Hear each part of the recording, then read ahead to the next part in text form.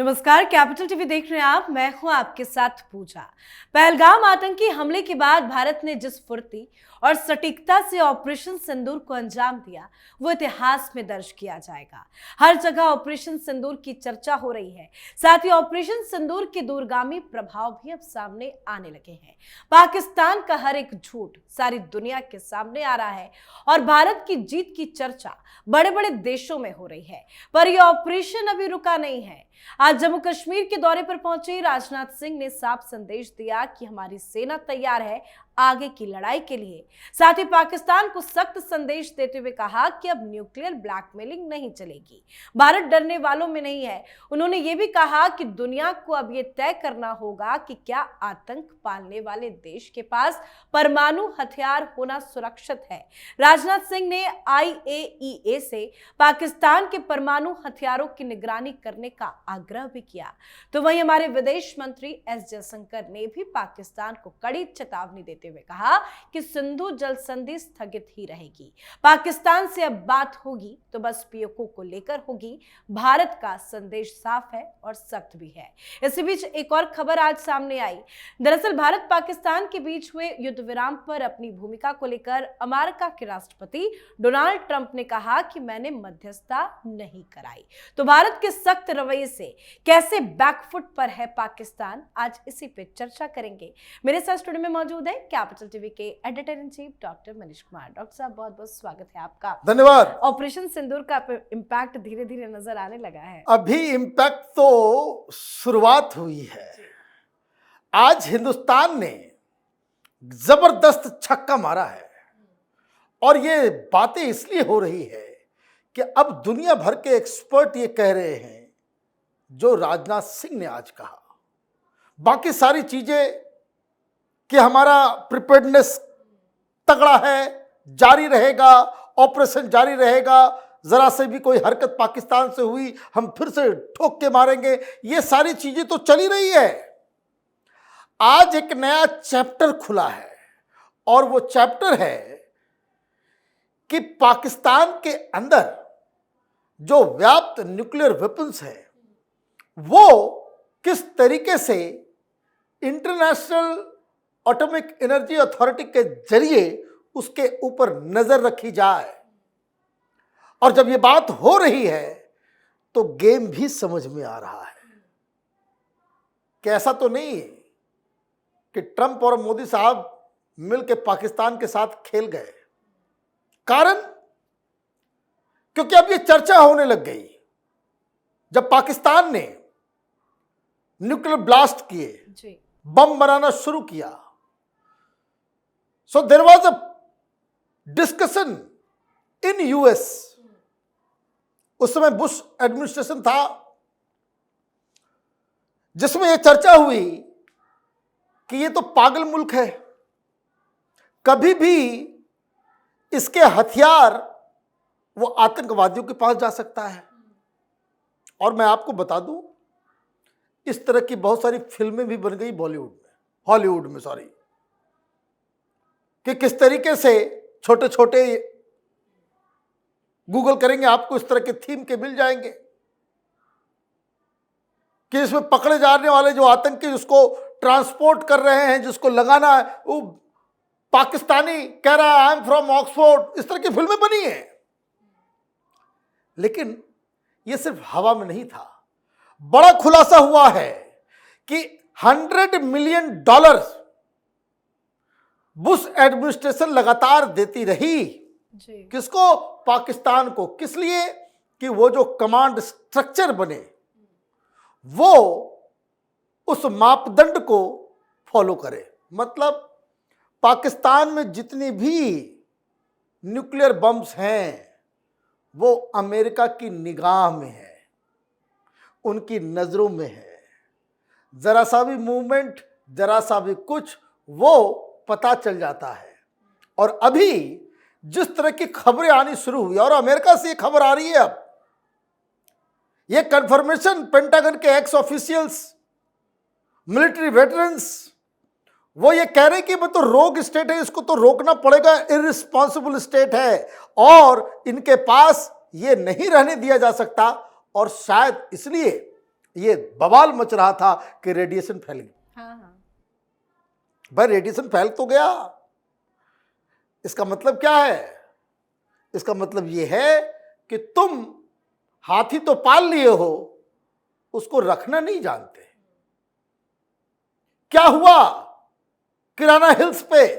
क्यों अमेरिकन्स ने फौरन अपने ये न्यूक्लियर इमरजेंसी को मापने वाले, एनालाइज करने वाले विमान को भेज दिया? जी। क्यों बोरोन का एक पूरा का पूरा जत्था उस पाउडर का आप पाकिस्तान लेकर के आ रहे थे?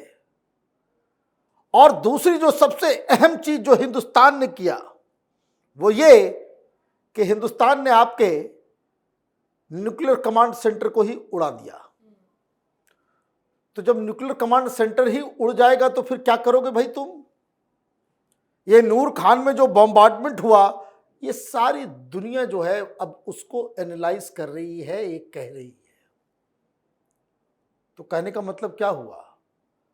राजनाथ सिंह ने आज ये कह दिया कि दुनिया को अब सोचना पड़ेगा कि ये जो हर बात पे यहां के सड़क छाप मंत्री स्काई न्यूज पे, CNN पे, RT पे, आपके एम्बेसडर डिप्लोमेटिक कम्युनिटी में इस तरह की बातें मुंह पे लाया नहीं जा सकता।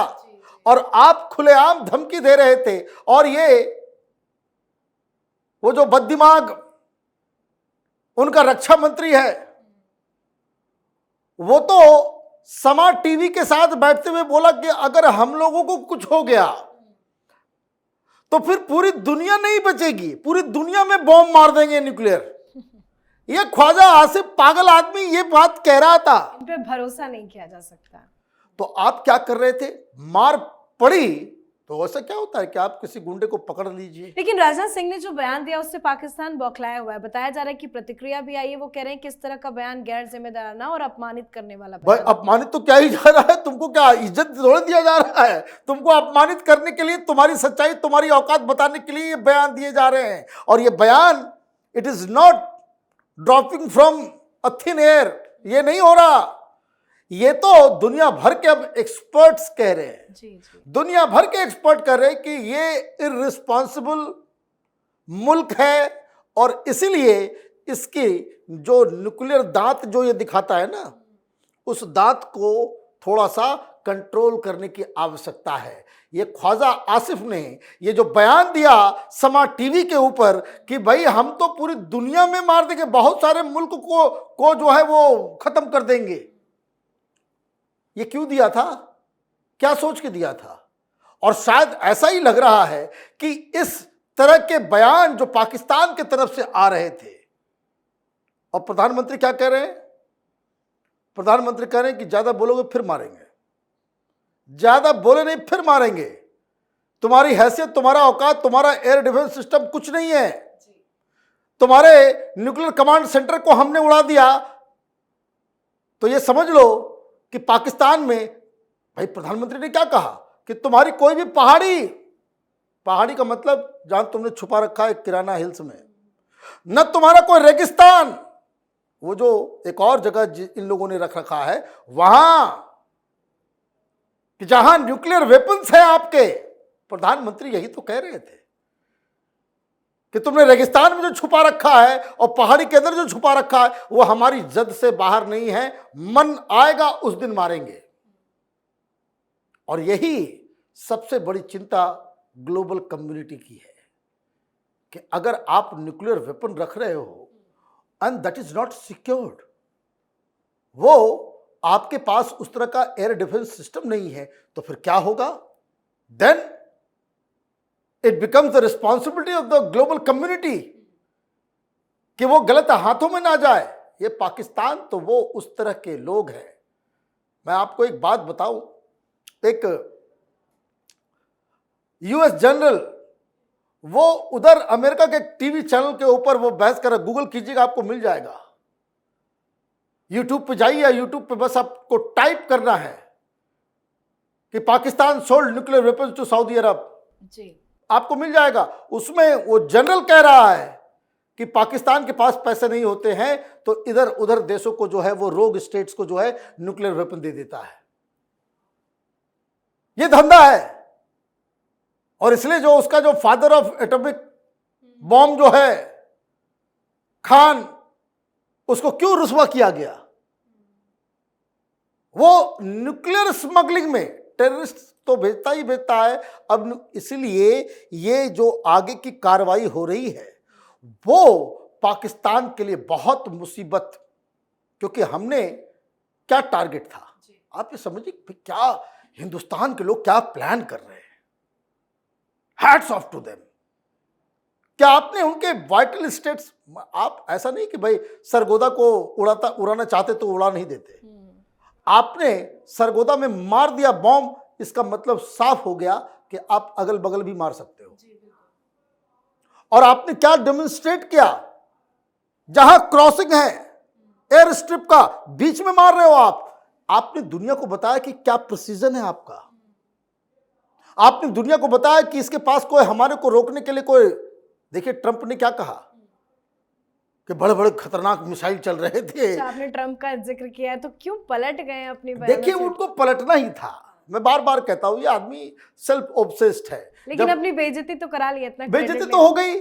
देखिए जब वो उनके पास स्क्रिप्ट नहीं होता है तो कुछ मन से मन बोल देते हैं। आज जो उनका बयान आया आप देखिएगा उसका वीडियो ध्यान से, तो वो टीपी जो है सामने टेलीप्रॉम्प्टर जो नजर आ रहा है उससे वो देख के पढ़ रहे हैं। तो डोनाल्ड ट्रंप को बताया गया कि आप भाषणबाजी तो ठीक है, यहां दूसरा मोदी के साथ हम लोग को दूसरा खेल खेलने में लगे हुए हैं, इसलिए आप पहले तो बैक ऑफ हो जाइए कि भाई हमने कोई मध्यस्थता नहीं की। Mediation is a process, it's a formal process.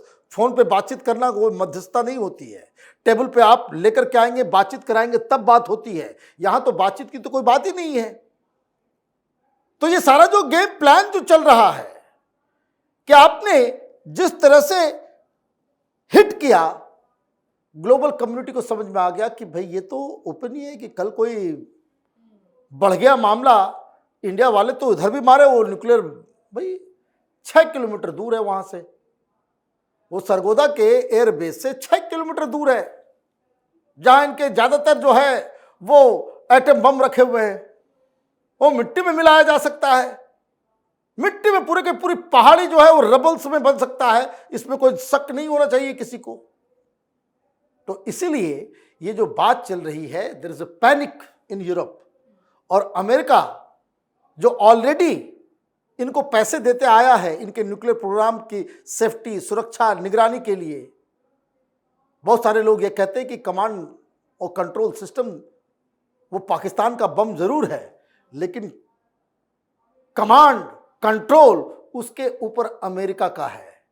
ये खबर दुनिया के सामने बाहर आए, इसलिए हिंदुस्तान ने अब ये मुहिम शुरू की है कि जितने भी न्यूक्लियर वेपन्स है इसके पास, जितने भी न्यूक्लियर रिएक्टर्स है इसके पास, और ये IAEA का जो है वो इंटरनेशनल एटॉमिक एनर्जी अथॉरिटी जो है उसके पास ये अधिकार होता है कि दे कैन गो विजिट सी कि किस लेवल का आपकी सिक्योरिटी है, किस लेवल पे आप काम कर रहे हैं, कितना आपके पास वेपन है, कितना जो है आपके पास यूरेनियम है, कितना फिसल मटेरियल है, ये सारी चीजें उसको तहकीकात करने का अधिकार है।